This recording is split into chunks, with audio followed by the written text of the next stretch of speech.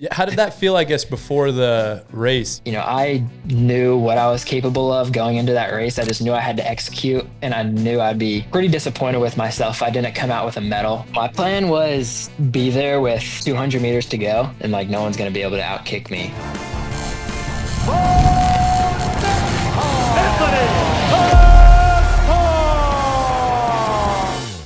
BETR is taking the game to the next level. We had 1,000x multipliers, but now we have 2,000x. BETR has the highest payouts in daily fantasy, and you can win up to 100K cash. Play UFC, NBA, NHL, and so much more in the BETR app now. Download BETR, play BETR picks, and use code BONICKAL now. Let's get it. All right, man. Well, Cole, thanks for hopping on, man. We appreciate it.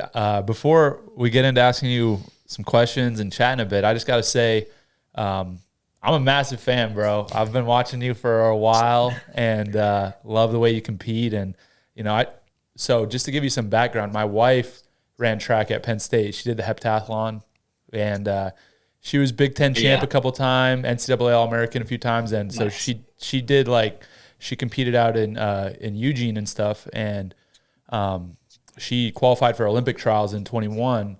And so that was the first time I saw you. And I watched your prelim.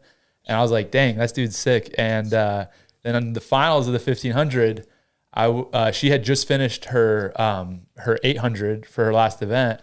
And so I was like right on the track. And you came around and I was like screaming for you, bro. And I was like, this guy doesn't even know me, but I just love him. Like he's the man. So been able to watch you since then. Obviously, followed your career closely, and just want to say I'm a big fan. So I'm super pumped to have you on, man. Very cool.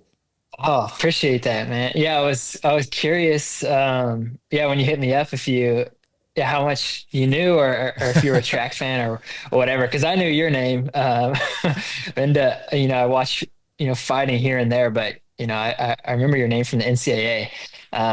But yeah, so when you hit me up, I was like, oh, that's sick. Like, but now it makes sense. Yeah, you never know who has a track connection. So yeah, that's really cool. And yeah, thanks for having me. Of course, bro. Of course, yeah. man. So let's just let's start off. What got you into track, and specifically, the long? I guess you're not like super long distance, but 1,500 is like a longer distance.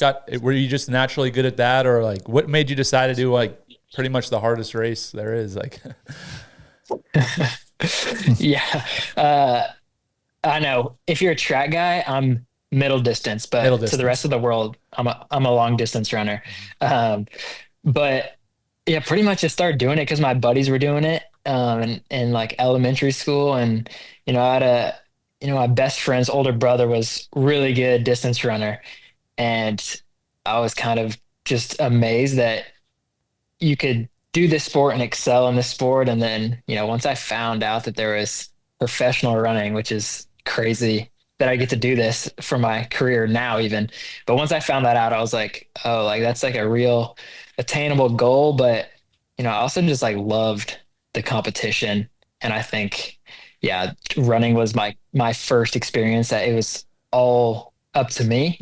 And it's not a team sport. And I'm sure you get that a lot, but where it's all up to me, and whatever I put into it is what I get out of it. And so I noticed that pretty early on. Mm.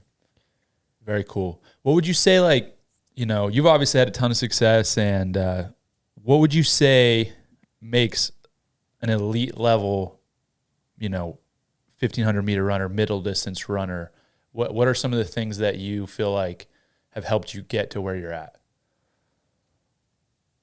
Yeah, I think one of the biggest things is, just taking it like one race at a time, which you hear it all the time. Take it one day at a time, one training session at a time. And it's a little cliche, but there is really, I think, a lot of truth to that because, um, I never trained to say win a gold medal until 3 years ago. I mean, it was always training for that next race and that next accolade.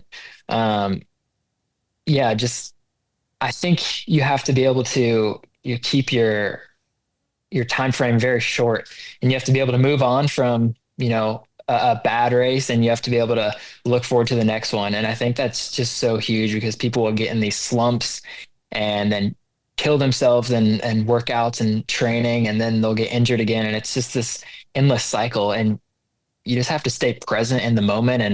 And yeah, I think that's just such a big key to it. And then, why I love the 15, like on like a, personal like level of, I think it's the perfect mix of long distance and short distance, where I always felt like I had the fastest kick, like the fastest finishing 100 meters. And like most races that I was in, starting in elementary school and then, moving on through my career, that continued to be the case. But, being able to use that speed, but still like, it's a gutsy race. And, it's just, you got to have that perfect balance of speed and endurance.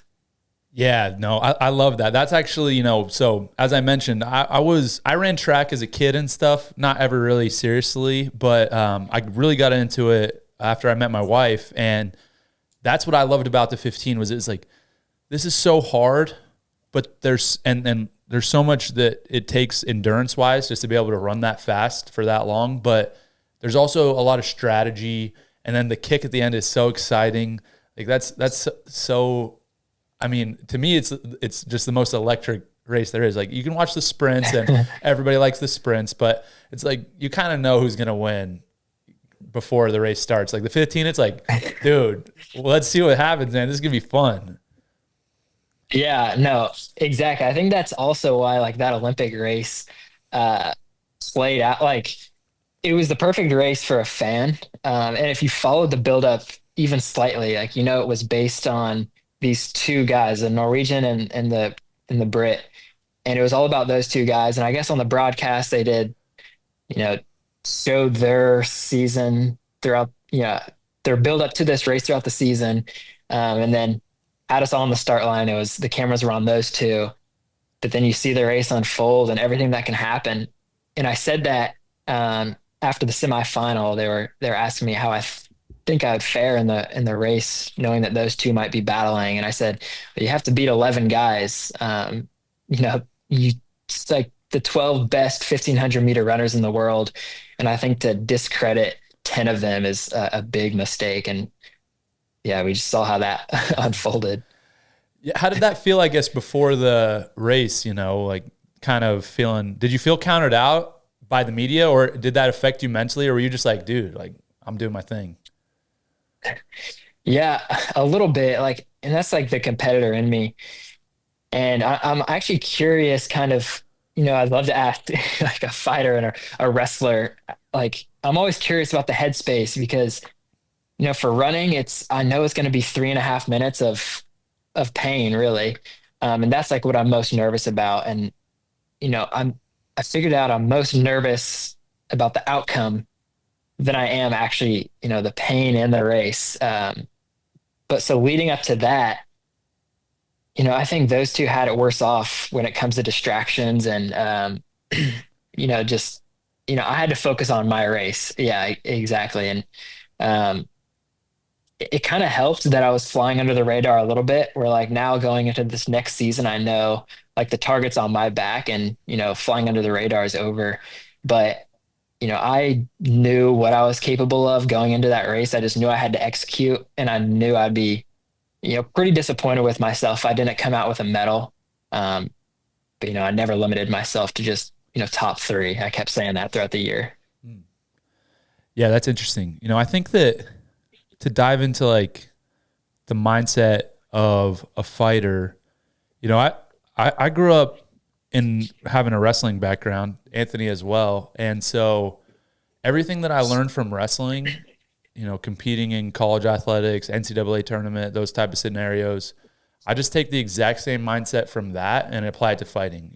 I got some good advice from some guys that were older than me about who had similar backgrounds to me that were, UFC champions, and they said just treat it like a wrestling match. And so I do the same thing that I've always done, and it's just like focus on what I need to do and the strategy of how I'm gonna accomplish the goal, right? And of course, you have thoughts coming to your head. What if this happens? What if that happens? What if I get hit? What if I get knocked out? What if? Yeah. And it's like, you can get wrapped up in that and be afraid of that, or you can just kind of embrace it. And then, one thing that our coach taught us in school that was actually from another athlete on the team is before matches, like I like to just like smile and like it's weird if you just like make a weird cheesy smile before you're about to compete. It's kind of like that emotion somehow overtakes you a little bit where you can't like you can be serious and locked in, blah blah blah. But if you just like force yourself to smile, like just be a goofball, it's like you can't really Yeah. you just get out of that negative mindset. And so there's a bunch of different strategies and stuff that I have, but it's just going out there and competing, and it's about effort and controlling what I can control. And Yeah. I think there's a lot of similarities, right? Because what we do in our sports, both running and fighting or wrestling, it's like it's not going to feel great. It's not going to be like Yeah. even when I'm punching somebody in the face, like it kind of hurts my hand a little bit, like it's not like that. It's like frick, like that was a skull that I just hit. Like, so I think people, Yeah. that don't realize that, and you guys are just moving so fast and it's all relative to the next person. So people don't really realize how fast you're actually going, and they don't maybe understand. But I think there's a lot of similarities. So it's just going out there and competing. But I like what you said about running your race, and it took a little bit of the pressure off you, but also feeling like you had something to prove. Yeah. It's funny. You mentioned, some of those strategies of like making yourself smile because, well, that's what's so cool about fighting is like, I don't know, taunting and the build up to that is sport, like, you know, to its max, like to its pinnacle, where like there's not as much of that in running, but there is a little bit of that. And I've told that to younger runners asking me like how I deal with nerves. And yeah, I tell them a similar thing where I try to stay really calm on the surface and, kind of just keep a cool demeanor. A lot, like in the call room, a lot of people are jumping up and down, kind of, you can tell they're jittery and getting their nerves out. And I stay calm on the surface to like kind of, then I think my mind will follow. But I think it's fascinating. You kind of, yeah, have a similar approach there. Yeah, I think there's more similarities in our sports than what most people would think. Just having spoken to my wife and like seeing all the training and everything that it takes to like be an elite level athlete in track, it's an unbelievable amount of work. And fighting, MMA, wrestling, it's the same, and it takes just like a kind of a very unique type of mentality. But I want to hear a little bit about like your training and what is a day like, or I guess a day is not a good example. What's like a typical week like for you, scheduling out your training sessions and stuff like that? Yeah. So I train 6 out of the 7 days most of the time. Sometimes they're on, an 8, or we've been on a 9-day cycle, but most of the time it's 6 days on and then one complete rest day, which isn't the case for a lot of distance runners, especially professional distance runners.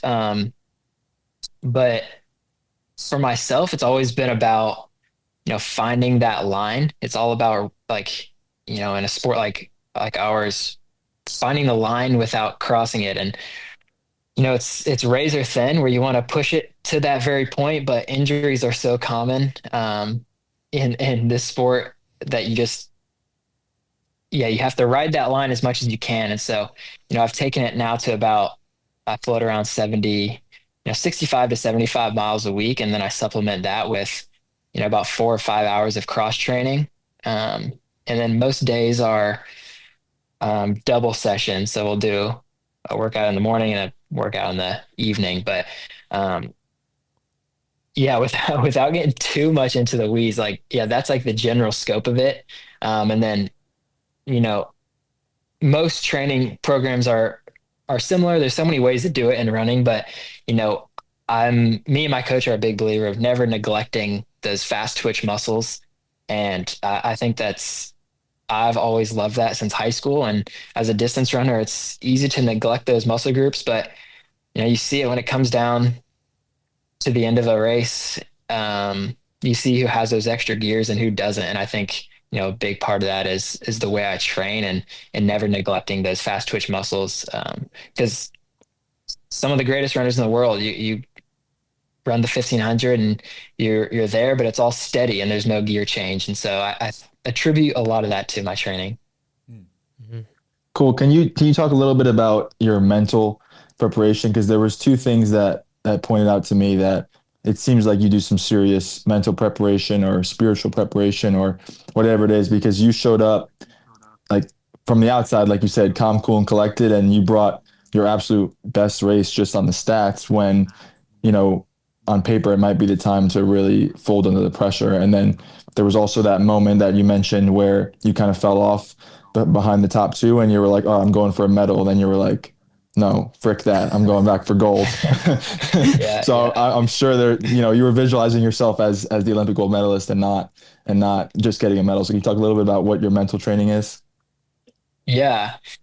Yeah, as of now, like I haven't worked with a sports psychologist. And I think there's a lot of value in that, but um, so far I've just kind of learned these practices myself a little bit. And yeah, like you just mentioned, throughout the year and the past 2, 3 years, my goal has been world champion or Olympic champion, depending on the year. And um, it just like, you hear the word manifestation all the time, but I really believe in that and just like the power of prayer and saying it out loud and forcing myself to say those things. And it's really blown me away the the things that have come true that I've forced myself to say, and that I felt like an idiot saying that 2 years ago, where I said I'm going to be an Olympic champion. I said that out loud, and there's that part of me. It's so weird, but you know, I'm going like, what are you saying? Why are you saying that?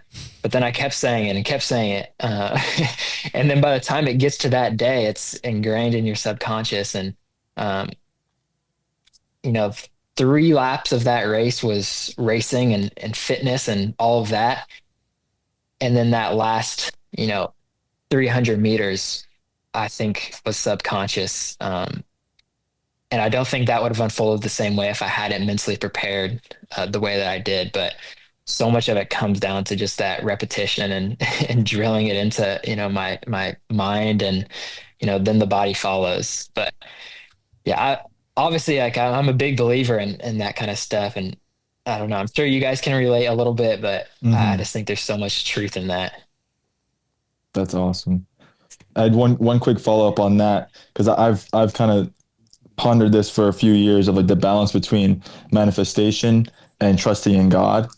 So have you thought much about that? Like feeling like God blessed or gave you, this goal and this passion and this desire, and then also praying through that and trusting in Him as you put everything into it.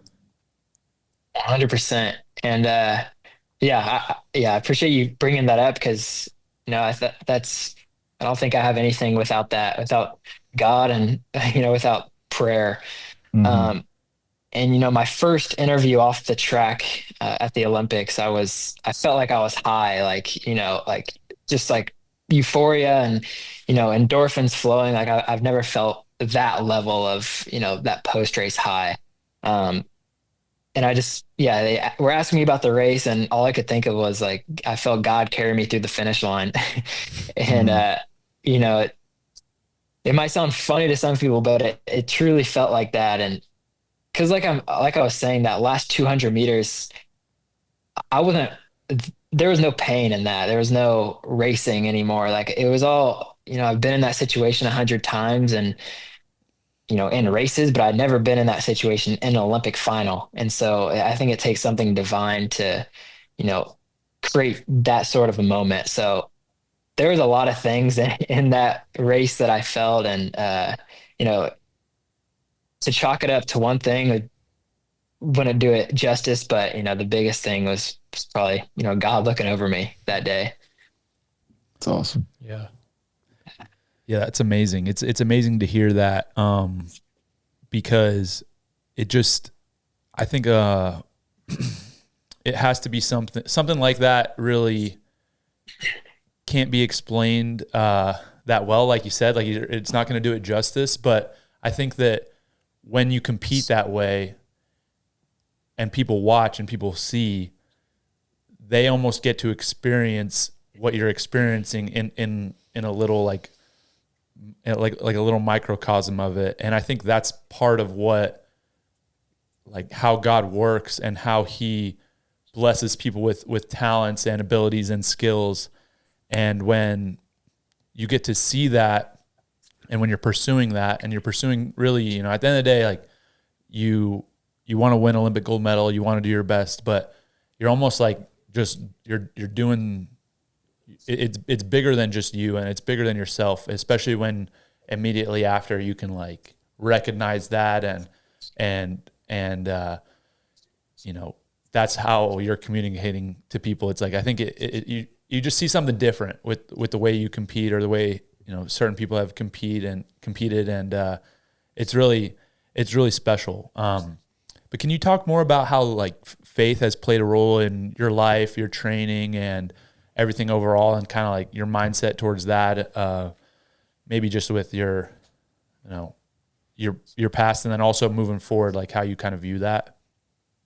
Yeah, definitely. I think, you know, the best example I have kind of my thought process of this past year was I didn't get out of the Olympic Village very much while I was there. I was there for about 2 weeks in total, and I hardly left, just because, you know, I like to stay dialed in. It's the best place for that, and I just like to keep to myself. But you know, in between the semifinal and the final, we had a day off, and I was able to grab coffee with my girlfriend. And we're in Paris, so it's, you know, pretty cool. Go to a coffee shop, and we're just kind of talking about the race, and you know, I'm just telling her like, you know, obviously I have all these expectations for the race, and I'm going to hold myself to those. But, you know, the race is the one day out before the race is already determined in my mind. And, you know, at that point, I've either put in the work or I haven't. And I think, you know, relating that to faith, I feel such a privilege to be able to do this and give this my 100%, because, you know, who gets to do this? Like for me, it's my dream job. Like I just get to run and train, and, you know, I just love this stuff. Like, and so my privilege to do that full time, I want to give 100% of it. And, you know, Steve Prefontaine has, you know, the quote that everyone's heard, like, to give anything less than your best is to sacrifice the gift. And I think that's so true. And so my entire build up to this year's Olympics was, I want to stand at that start line and say, I've done everything in my power to race my best race here today. So the day before the race, and I'm at the coffee shop and I'm talking through it, I think, yeah, like I can't really think of much else I could have done to get to this point. So, you know, I feel like I've won already, and now it's time to actually execute. Um, yeah, I was just like so powerful to see that in proof. Where I think no matter what, walking away from that race, I could have told myself I did everything I could, so there's nothing to regret. And so that already gave me that security and confidence going into that race. But, you know, to have the proof of gold medal and being the best in the world on that day, you know, you can't really write it up any better. Yeah, but yeah, with faith playing a big part in that, I also, yeah, that gift, I never want to sacrifice it. And that's kind of, you know, a motto I like to repeat to myself. Mm. Yeah. Would you say that like repetition and, you know, just kind of ironing that into your mindset helps you stay grounded? Like, you know, you've accomplished so much in your sport, and obviously I think when anybody starts running, if they get serious about it, it's like, I want to be an Olympic gold medalist at whatever it is that they're doing. Mm-hmm. So since you've done that now, how do you move forward? And is it just like back to the same mode that you were in, and now let's do it again? Or would you say there's any differences how you're thinking now? Yeah, it's been an interesting headspace to kind of, you know, come down from. And this is, of course, like in my mind, the path of professional running, and, you know, running in general. At the very end of that path is Olympic gold medal. And, you know, to do that in my third year of professional running, and, you know, I'm 23, and I always kind of thought, you know, LA 28 might be when I'm 27 at that one, that's probably the peak year where I'll be the most fit, I'll be the most mature, and that's kind of the perfect age for 1500-meter running. Um, and so to check that box off at this point is, of course, I wouldn't really have it any other way, but it changes things. And like I mentioned earlier, I feel that target on my back now, and like anything in any sport, it's like I want to prove that I can do this consistently. And I don't want to be one of the best now. I want to be the best. And so that's kind of like is getting to this point has all been reframing, and every year I progress in the sport, and now it's kind of the biggest reframing I've had to do. But I love it. Like I said, like me and my buddies talk about it all the time, how running and training is a form of meditation, and just to have a race that's it's a tangible piece of data to prove either you've done this or you haven't. It's pretty cool to have that along the path. But yeah, at this point it's just reframing, and you know what's that next goal. And for me it's pretty easy. We have world championships this coming year, and there's going to be a couple world championships in between now and LA, so there's no shortage of competitions in track and field. Do you think that winning that first gold medal has helped your confidence a lot going into these other races? Yeah, I definitely think so. Like I said, what better confirmation than an Olympic gold medal? And yeah, just like I feel like so many athletes can relate to it, but imposter syndrome is real no matter what field you're in, and even athletics, which might sound silly, but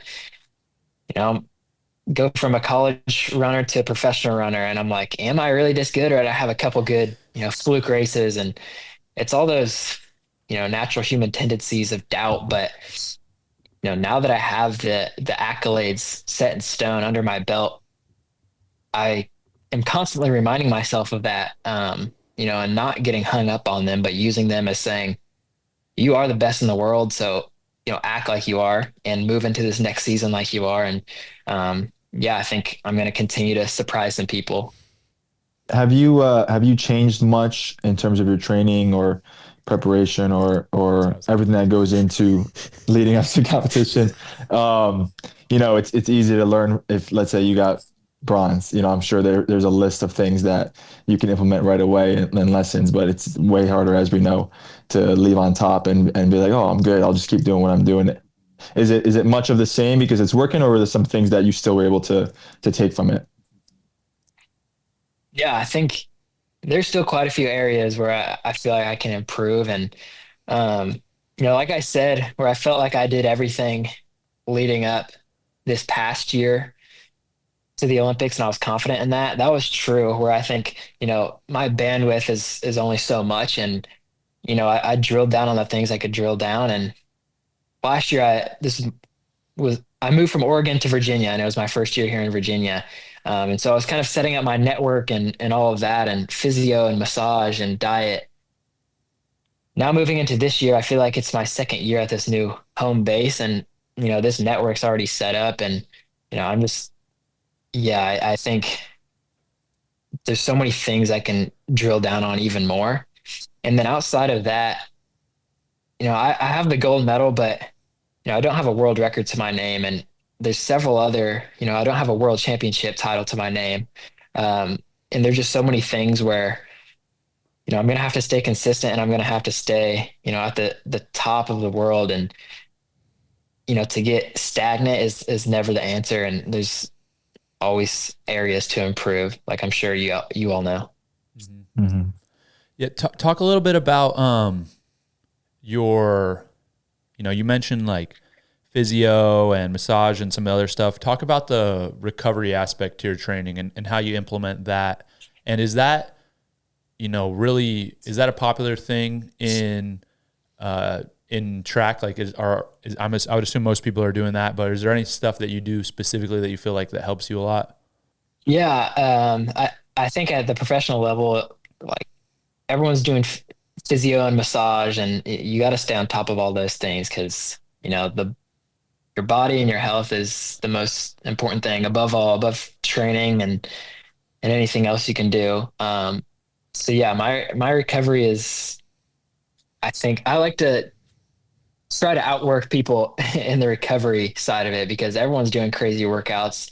If you're a professional track runner, um, but I mean, it's nothing really, outside of the ordinary. Other than like, have you guys heard of like tenth like frequency mats? Yeah. Mm-hmm. Yeah, I really like the science behind those, and anytime I can, lay on those and like it's heated and I'll take a nap on there or whatever, and I just feel like I'm just, that's the only thing I can really think of that not everyone does, but I'm a believer in those. Mm-hmm. Yeah, I actually I had a knee injury. Like my burst was all swollen, and I was like trying to figure out what to do, and I got a hold of one of those. But it was kind of funny. So all my mom's family, they're all professional horse trainers.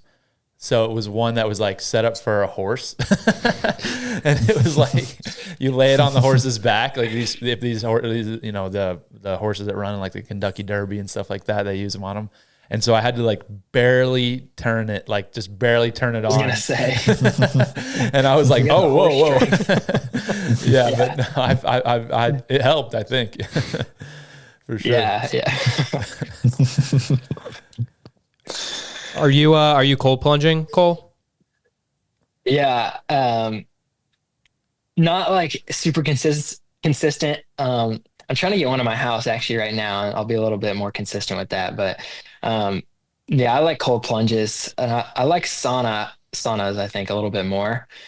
On my off days, I'll go to a sauna, and it's like you get the benefits of moving your blood around without any impact or you know fatigue from a workout.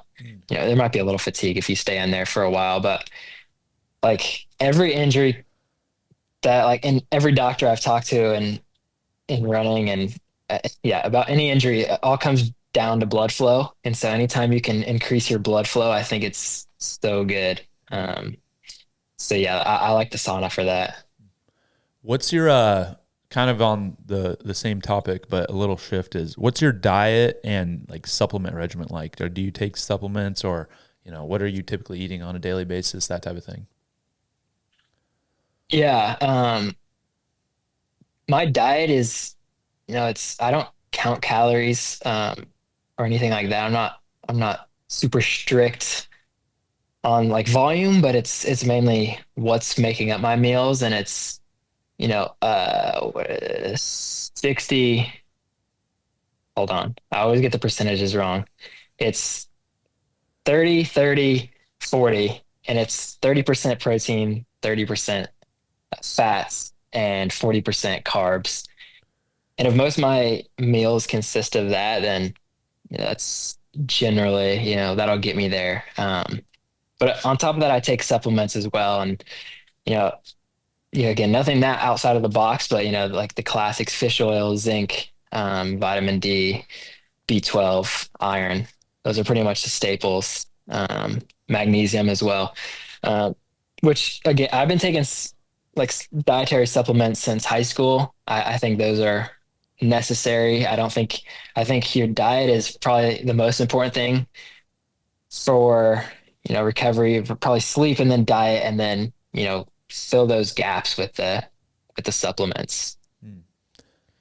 Yeah, definitely. That sounds similar to like kind of how we view it with training. But do you do any, well, I guess two questions. Do you have somebody that organizes that for you, or do you kind of go at it on your own? And secondly, do you do strength training like in the weight room, or are you all just running? Yeah. I don't have like, I have a dietitian I talk to, um, but no, I don't have someone that organizes that, which honestly, where I'm at right now, I'm in Blacksburg, Virginia. It's kind of hard to find someone to like be like in this town that will like be hands on. But I'd love to like that's an area where I'm looking to drill down on is like, I want to I think I can get my diet, even sharper.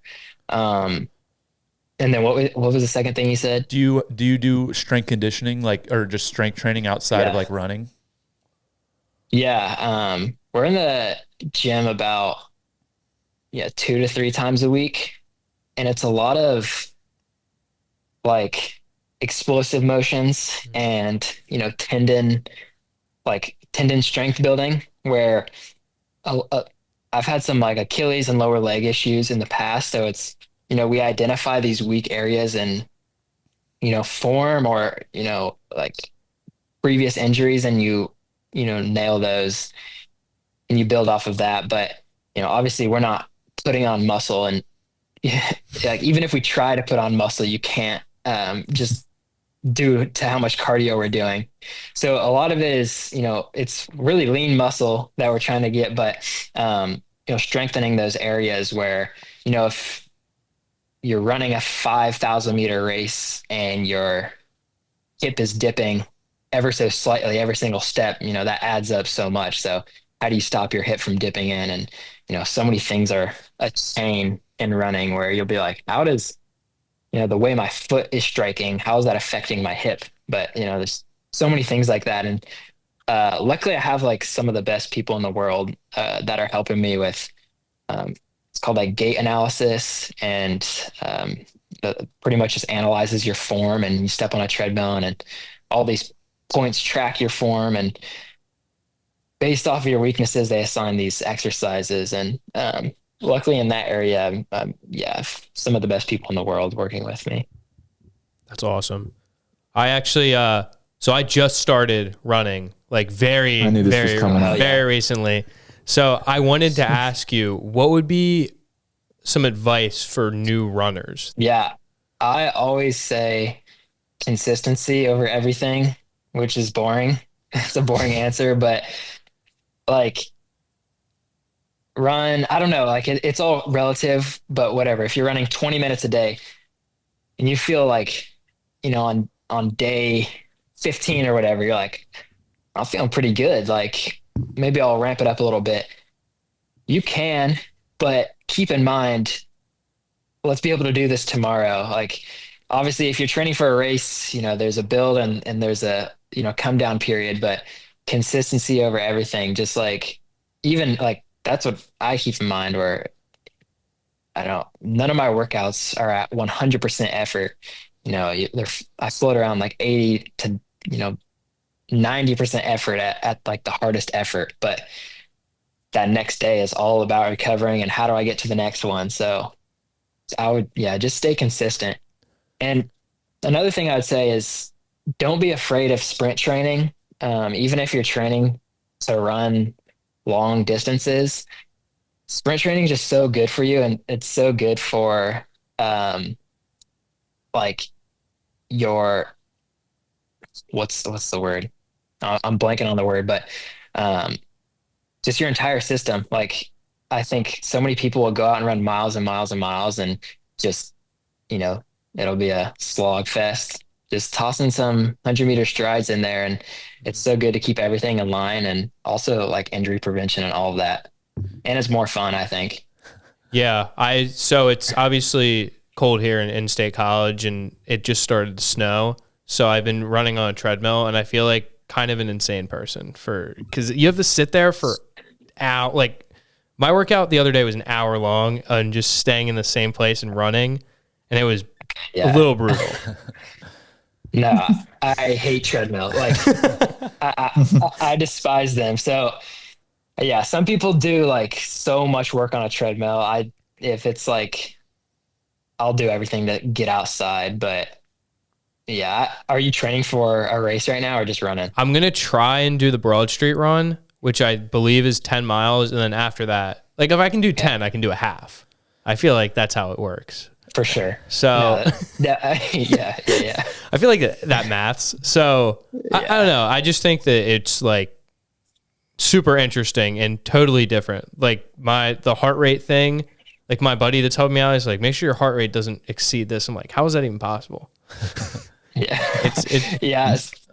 There's so many levels to it where like, yeah, you can get into like heart rate zone training, which there's science for all of it. But it just depends how how serious you want to take it. And like, honestly, I don't do that much heart rate training. So I don't think that like average runner needs to be hyper obsessed with that. It's good to keep in mind, but like, I think you'll develop a general feel where you're like, I can't breathe. So I'm Yeah. probably going too fast. What's your resting heart rate at? I was curious about that as well. My resting heart rate is 36. Oh, But that's Wow. like that's like when I'm sleeping. So I don't know. Like, I think like when I'm awake, it's around like 42. Oh my gosh. so it doesn't jump up that much when you're awake. That's interesting. It obviously like depend like what you're Yeah, doing. yeah, Yeah. Mhm. But yeah. Wow. Dang. Yeah, that's pretty low. Yeah. That makes sense though, right? Do you do Yeah, it's kind of like the whole thing I've been training my yeah, whole yeah, your life. whole life. Have you ever Just have you my ever whole done life. have you ever done Yeah. VO2 max? No, like there's VO2 dot charts where based off of PRs and times, I don't know if you've heard of the coach Jack Daniels, but he kind of has the blueprint. I think he was a coach in like the 80s, but the rough blueprint for like the V dot chart.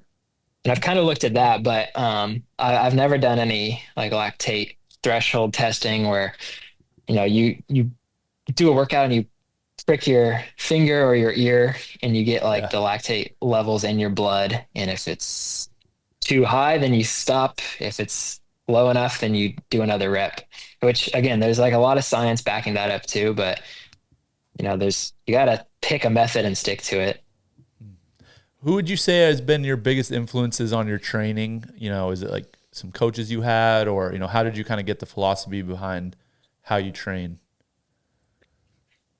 Yeah, I've been really fortunate with good coaches because, yeah, there's no doubt that like a bad coach can kind of screw you up, and hopefully not screw up your career, but it can screw up your high school, which then, could affect what college you go to. But, I've been, yeah, very fortunate. My high school coach was very low miles. In high school, I was running 30 miles a week and just, a lot of speed training where then I jumped to college and I jumped up a little bit, maybe to 60 miles, 65 miles a week. And in 2 years, my mile time went from 405 to 350, which like on paper is just ridiculous. Like, I don't know, people were definitely, skeptical, like what is going on? Like, how does that happen? But to me, it was obvious. Like I was just, you know, undertrained in high school, but I'm happy with the training I had because you don't want to get injured either. So, by the time I got to college, I was in a perfect place to develop. But up until college, like my dad was involved and he was pulling things from, different coaches and, helping my high school coach come up with these workouts. And, I keep going back to it, but they're all like speed based and never neglected that speed. And then I moved on to college and, I went to the University of Oregon and the distance coach was actually new there. It was his second year there. And he had like a pretty good record. He coached at Virginia Tech before going to Oregon and he coached like a ton of All-Americans, like quite a few national champions. But he was kind of always a developmental coach where he'd take pretty good high school runners and make them great college runners. And then when he got to Oregon, he got his hands on great high school runners and great college runners already. And now I had to make them, the best college runners and professional runners. And so it's kind of like, well, we'll see where this goes. But luckily me and him clicked and, he's still my coach now. And he actually got the job back at Virginia Tech. And that's why I'm here in Virginia. And he has his own method where he's been coaching for over 20 years, probably almost 30 years now. But I'm not sure exactly where he pulls it from, but he's kind of a wizard with it at this point. And something me and my training partner, I don't know if you know who Cooper Tier is, but he's also signed to Nike and was running with me at Oregon and still training with me. But story we always tell is we had this indoor mile race in college. It was my sophomore year, and I think Cooper had run a 3:55 mile before that, and I'd run a 3:58. Coach lays out our race plan, and it's on a piece of paper, and it's lap splits, and we add them all up, and the total finish time is 3:52. And we're both like looking at each other like, what what is he expecting? And that was a collegiate record, was 3:52 point something. And so it was like the goal was to get the collegiate record. And we're like, okay, like this man smoked. Like we'll see what we can do. And yeah, like we run the race and we both run 3:50. And we're just like, Wow. from that point on, we're kind of like, he's seen enough workouts and seen enough athletes where he knows this person's in that shape, before, the gun even goes off. So that was kind of Wow. telling and kind of cemented that like trust. But yeah, that was a pretty cool moment. That's so That's cool. sweet. That's Cole, sorry, what else are you into outside of running and just winning Olympic gold medals? Yeah. Uh, I like to, make a little bit of music, but I don't want to get put on the spot ever, so like I always downplay it. But I I don't know. I like to make beats and play guitar and a little bit of piano, but again, nothing like it's just stuff to fill my time. But honestly, me and my buddies have been getting really into cycling because it's part of our cross training, and a lot of the times we just do it on stationary bikes. But when the weather gets nice, like we all got like really nice bikes, and we're like, this is way more fun. And then we got into the tour, and yeah, it's like a whole nother world. And it kind of seems like the cycling world is like 5 to 10 years ahead of the running world on technology, on, like how to get fans involved. And so it's really interesting to see into that. But that's training, which is like, I don't know, interests me, but yeah. would you ever want to do like a triathlon or an Ironman or something? That would be sick. I just like, I don't know when I would ever do that. Like, obviously, after I'm done running, yeah, I would love to do that. But then like, people always ask me, like, do you want to run a marathon? Do you want to do an Ironman? And I'm like, I want to do it in my prime so I know like how good I can really be. But then I'm like, Hmm. I'm never gonna do it until I'm out of my prime, probably, most likely. Yeah, that's interesting. Yeah, have you thought about like when you're done competing, what you want to pursue next? Or I mean, you got a lot of years to run, but have you thought about something that what will it look like when you're retired?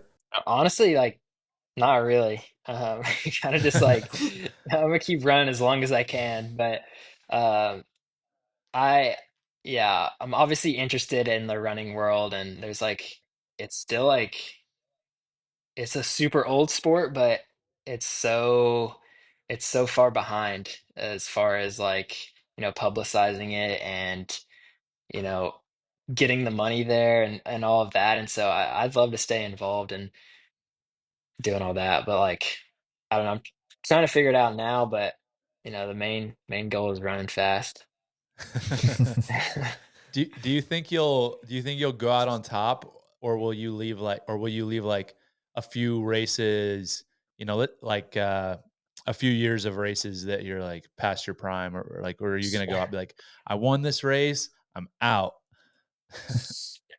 I'd like to say that's how I'll do it, but I know like that's like every that's like the competitor. Like you see like every goat like face that battle, Mm.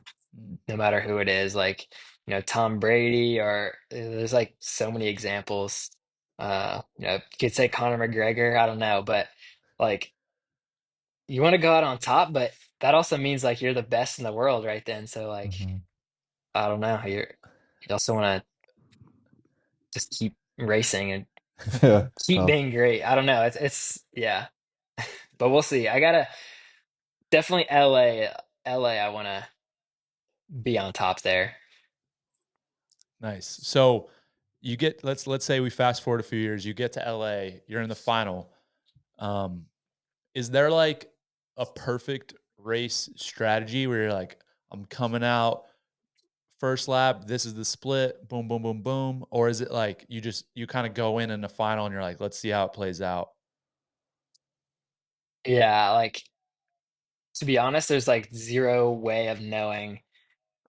Like 4 years time, I don't know who's gonna be in it. I'm assuming some similar characters, but then it's like, how are they looking? Like in track, it changes so quickly. Where like you could be a world champion 2 years ago, and it's kind of like, oh, that guy's like he's not really racing like he used to, and you're like, you don't want to get stuck behind him. Um, so to answer your question, no, I have no idea.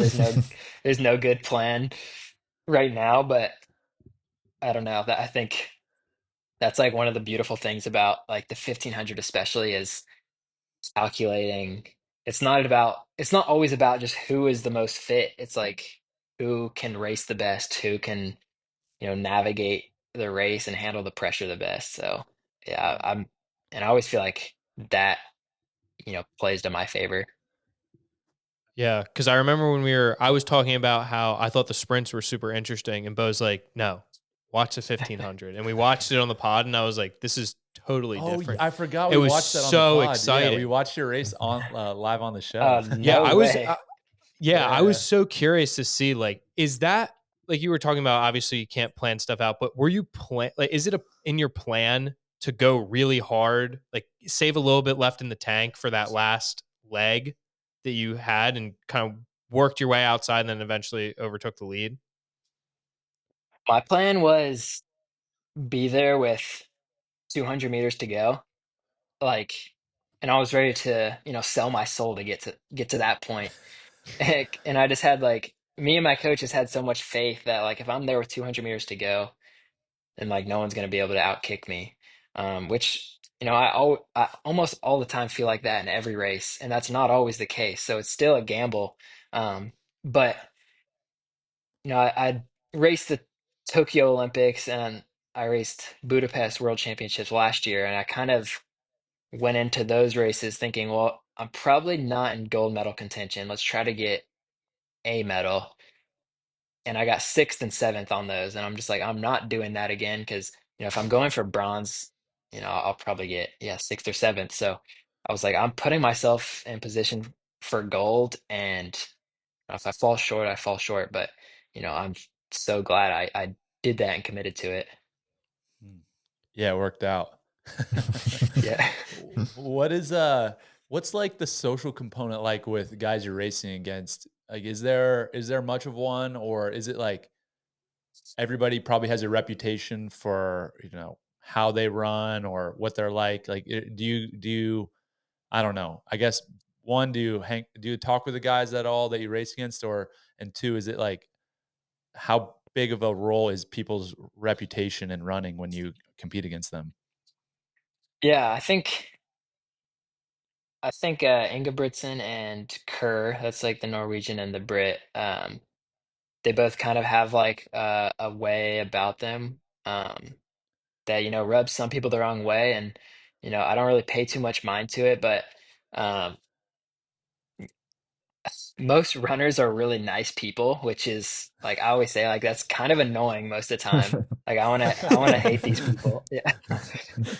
So like I don't know. I get along with like all the Americans. Yard Naguse got bronze, and then our third guy got fifth, which is pretty ended up being pretty insane to make the U.S. 1500 team. You had to be top five in the world.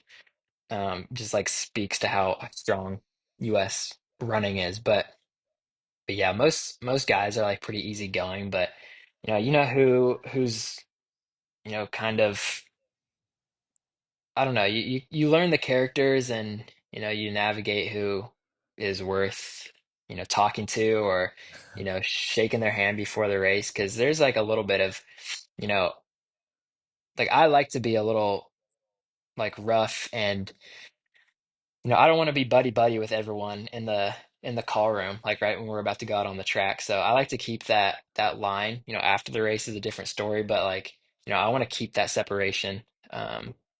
Because yeah, I don't want to be buddy buddy. Mm.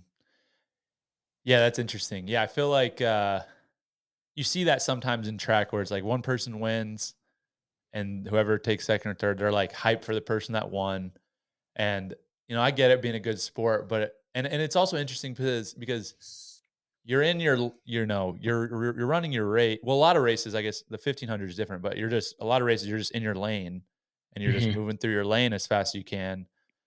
So but the 1500 is different because you guys are all stacked up in a pack. Like I'd imagine Yeah, people are throwing elbows or they're doing what they need to do. So it's like what's that like when you're in that group? Are people like, is there anybody that's like dirty or anybody that's like, stuff happens? I seen people fall all the time at the Olympic trials this past year. The 800 girl that was supposed to win, she went down early and like stuff like that happened. So like, what's it like in yeah, there? Like you gotta earn your spot. I bet. yeah, yeah. That's like just how cutthroat like the U.S. trials are. Um, yeah, like yeah, I think Mo, she's like the defending Olympic champion in the 800, and it's the final, and you can't if it's like a semi, you can advance some people. So you're like, oh, they got tripped, but a final's a final, and like, I mean, she's probably one of the best 800-meter runner in the world, and it just sucks that that's the way it unfolded. But it's yeah, you got to be wary of that. But yeah, there's a good amount of that. Like 12 guys for a 1500-meter race is it's a pretty big field, and that's just kind of like the how it always is at global championships. But like there's always contact, and yeah, people get a reputation for just like being physical, and I think there should be a little bit of that. Like you can't just dance around the track, and hopefully like you don't rub elbows with anyone. So like again, I like to let people know that I'm there, and like if they're cutting in on me, like I put my arm out. Like there's Mm, like those little things, but you also like you try to keep that minimal because all of that is energy, and you got to save your mm, energy. But yeah, it's like a interesting dynamic, and a race that fast. Like the 800 is the only one that might be like more intense, but you start in lanes on that one. So at least the right. start, like you got a clear path, and then it's kind of shuffling. But yeah, the 1500, like you can get knocked right from the beginning, and and you're done. So yeah, it's kind of crazy. What's the line where it's like, all right, that was too far, like I don't know if there's like a specific rule where it says you can't do this, or like as far as like physically, what is like where it's like no go. I think the rule is like impeding another runner. So that's like up to the interpretation of like an official most of the time. So that's like one thing with track is those rules are not cut and dry at all. Like people will get DQ'd for something so small or not get DQ'd for like a clearly like blatantly trying to impede someone else, which is like really annoying. That like there's not just like clear rules, but I guess it's kind of hard to do that. But I don't know. After the race, like there was the 5K, believe it or not, there's a 5K prelim at the Olympics to make it into the final. And after those, they were super physical. Um, and there's these two guys, like one guy like went to like choke the other guy because he was so pissed at him. I don't even know really what happened, but I'm just like, Jesus Christ. I don't know. It gets intense. That's wild. That's insane. Yeah, he's like, I mean, I'd imagine it's like, bro, you literally messed up my dream. Like I'm gonna Yeah. choke you out. Yeah. Kind of fair, uh, honestly. yeah, Yeah. yeah, fair. No worries. It's all good. Yeah, it's Well, not Yeah. that bold. I Yeah. you mentioned a couple times that you enjoy watching MMA. We talked about this the other day, but we're gonna do a new thing with our guests, especially the people that aren't professional fighters. But we want to know if you had a UFC fight with anybody, who would you like to set it up with, and why? Maybe. Are you asking with a fighter? No, no, with with Or, with somebody not a pro fighter. You could pick a pro fighter, or you could just pick anyone. okay, yeah, definitely not picking a pro fighter. This is a crazy question. I'm gonna say Fred Curley. Uh, I don't know if you know who that is, but you should look him. You should look him up right now, and you guys can decide who you think's gonna win in that. But we have like there was like some internet drama between us because it was like who would win in a 600-meter race because he's a 100-meter Wow. world champion. Okay, yeah. Look at No, his no, yeah, frame. yeah. Yeah. Look at my frame, and then you tell me who you think's winning that. But I'm I see you angry. got it. Cole, how tall are you? How tall are you? 5'10" and a half. I think it'd be a good matchup. I think you got him, bro. I think you got him. You Hey, got but people don't realize is MMA fight's not a sprint. It's a marathon. exactly. It's more like Exactly. an I'm gonna tire him MMA out. fight. Yeah, for sure. Yeah, you just got to keep moving, right? You'll be good. He doesn't know my floor work. There you go. Have you ever done any jujitsu, any boxing, any striking, wrestling, anything? I have not. I would. That's something I think if I wasn't running, I could see myself really getting into because, like, I don't know, it's just really sick. Like, I love like it's just like functional muscles and bodybuilding is like these guys are huge, but what is it good for other than showing and like fighting? Like, that's the oldest sport. I think it's so sick. That's awesome. Is have you been to any fights like a UFC fight or anything like that? No, no. So if you guys know a way to get in, I'd love to. I got you. Well, my next fight, I'm looking at like March or April. I don't know what your training or your competition schedule is like, but if you're free, man, I would love you. I'll hook you up with a ticket. I'd love for you to come out. Yeah, that would be insane. Where's the fight? I'm either gonna do Vegas or Miami, so we'll see. I Hell haven't yeah. I haven't booked it yet, but yeah, it should be good either way. But yeah, man, we appreciate your time. Thanks for coming on and chatting with us. It was great to dive into your mindset and your experience a little bit, and really cool to hear everything you had to say. Yeah, again, really appreciate you guys having me on. And yeah, I think it's pretty cool to kind of compare a extremely physical sport and one that's seen as not physical at all. So like there's a lot of similarities, which is funny. But yeah, Way thank more you again. similarities than most people would think. Yeah. Yeah, for sure. But Yeah, yeah. exactly. Awesome. And then Cole, where can the audience find you at? I'm just Cole Hocker on Instagram, and we have a YouTube channel called Sova, Team Sova, SOVA, and we post training and all that stuff there. Awesome. Good stuff, man. Well, thanks again. Awesome. Appreciate you. Oh yeah, thank you.